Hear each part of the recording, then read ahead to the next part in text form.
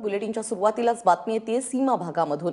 सीमा भागातील मराठी माणसाला दडपण्यासाठी कन्नडिगांनी नवी हाक दिलेली आहे। कर्नाटकातील लोकप्रतिनिधींनी कुठल्याही सार्वजनिक कार्यक्रमामध्ये जय महाराष्ट्राची हाक दिली तर त्यांचं सदस्यत्व रद्द करण्यात येईल असा इशारा नगरविकास मंत्री रोशन बेग यांनी दिलेला आहे। ते आज बेळगावमध्ये बोलत होते। जय महाराष्ट्र म्हटल्यास किंवा कर्नाटक राज्य विरोधी घोषणा दिल्यास त्यांचं पद सदस्यत्व रद्द करणार असा नवीन कायदा अंमलात आणणार आहेत।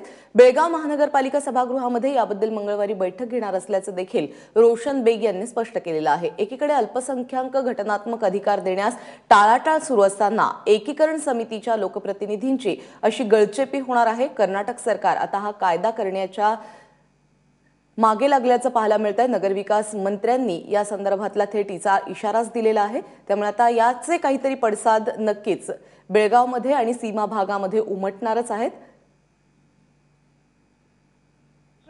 बेग असं मंत्र्यांनी बोललेले आहेत ते विसरले असावेत की ते भारतात आहेत, ते भारतात नसून पाकिस्तानमध्ये आहेत असं त्यांना वाटत असावं। त्यामुळे त्यांनी असा तालिबानी निर्णय जाहीर केलेला आहे।